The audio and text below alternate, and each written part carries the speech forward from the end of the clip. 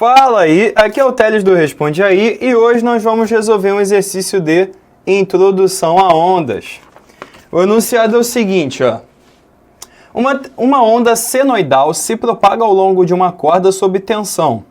A figura 1 fornece a inclinação da corda, ou seja, a derivada da equação da onda em relação a x, ao longo de um eixo x, no instante t igual a zero.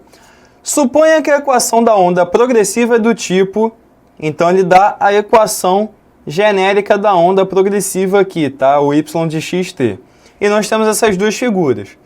Bom, então, só tomar esse cuidado, ó. Como ele falou, essa primeira figura é da inclinação da onda, ou seja, da derivada desse y. E já a figura 2 são dois instantes da onda, ok? Beleza. Então a letra A diz o seguinte, pede o seguinte, calcule a amplitude da onda progressiva. A letra B, calcule a constante de fase. E aí depois tem, a figura 2 mostra dois instantes diferentes de um pedaço da mesma onda progressiva da figura 1. Foi exatamente o que eu falei ainda há pouco. E na figura nós temos que T1 é 1 segundo, T2 é 1,04 segundos e A é 10 centímetros. Já vamos ver melhor tudo isso aqui.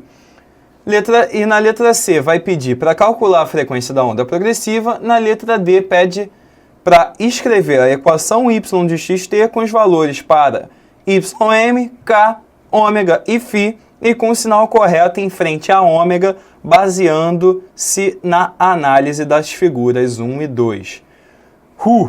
Calma, é uma questão bem grande, mas a gente vai ver que ela é tranquila. Bom, então nós temos essa equação aqui que foi dada no enunciado, é a equação genérica, tá? E se nós derivarmos o y, né, a equação, nós vamos ter esse cara aqui, ó, vai sair, derivando em relação a x, vai sair o k para fora, a derivada do seno e cosseno, e o resto todo se repete, tá? É pela regra da cadeia. Bom, e a gente consegue ver que o máximo dessa derivada ocorre quando o cosseno é igual a 1.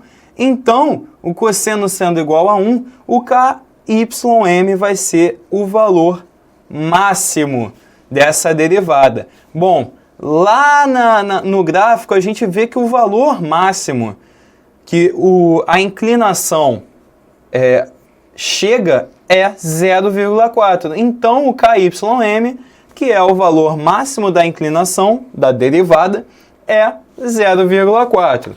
Guarda essa informação que nós vamos usá-la. Ok. Então, agora nós temos, ó, de novo a figura da inclinação, tá? O gráficozinho da inclinação. E você pode reparar que os picos vão se repetir a cada 0,5 metros. Mas calma, eu não estou olhando para esses picos, tá? Vale sempre lembrar que isso é inclinação. Então, os picos da onda, ou seja, os picos de y e não da derivada de y, que é esse gráfico aqui, tá? Os picos de y são justamente onde a derivada é zero, ou seja, você pode reparar que no pico a derivada é zero, porque a reta tangente ao pico tem uma inclinação zero, ela é horizontal. Então, aqui a gente tem que olhar para os zeros. Então, nós temos um zero aqui, aí tem um ponto de máximo, e aí ela desce, vai para o ponto de mínimo, sobe, vai para o ponto de máximo de novo. E isso vai acontecer a cada 0,5 metros, ok? Então, o lambda, que é justamente o comprimento de onda, vai ser 0,5 metros, beleza? Show! Com isso, nós podemos usar a fórmula que K é 2π sobre lambda e o K, então, vai valer 4π. E como nós já vimos, o KYM é 0,4. Então, como já temos o valor de K, o YM, que é a amplitude da onda, que é justamente o que se pede na letra A, vale aproximadamente 3,18 vezes 10 a menos 2 metros. Bom, na letra B ele pede a constante de fase, né? Então, nós temos aqui a equação da derivada da onda, tá? Então, no ponto 0, 0, nós vamos ter esse carinha aqui, KYM cosseno φ. Só que se a gente for lá no gráfico, a gente vai ver que o ponto 0, 0 vale justamente 0,4, que é o valor de KYM.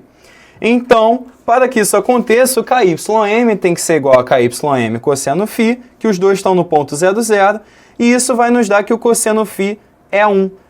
Para que isso aconteça, o φ só pode ser 0, ok? Então, para que o cosseno seja 1, o φ deve ser 0. Então, essa é a nossa constante de fase, 0.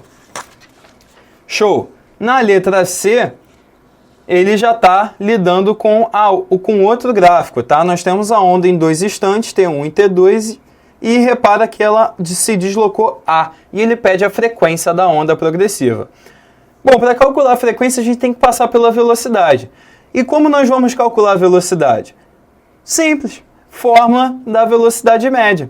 Então, o quanto ele andou no tempo. Então, você pode reparar que ele andou um total de A entre os tempos T1 e T2.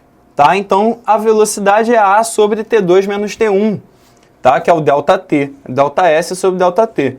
E o A foi dado pelo enunciado, é 10 centímetros, que é 10 vezes 10 a menos 2 metros. Com isso, o T1, o T2 menos T1, também foi dado pelo enunciado, é 1,04 menos 1. E aí, fazendo as continhas aqui da velocidade, nós vamos chegar aqui, ela vale 2,5 metros por segundo. Show? E agora, usando a velocidade para calcular a frequência, como nós podemos fazer? V igual a lambda F, aquela fórmula clássica da onda. Então, V igual a lambda F, ou seja, o F é V sobre lambda. O lambda a gente já tinha visto que era 0,5. E o V a gente acabou de calcular que é 2,5 metros por segundo. Fazendo essas continhas, nós vamos chegar aqui, o F vale 5 Hz, ok? Agora, na letra D, ele quer que a gente escreva a equação com todos os valores e os sinais adequados. Bom, a gente tem essa equação genérica e nós já calculamos o YM na letra A, o K, tá? O φ, e agora só falta calcular então o ômega.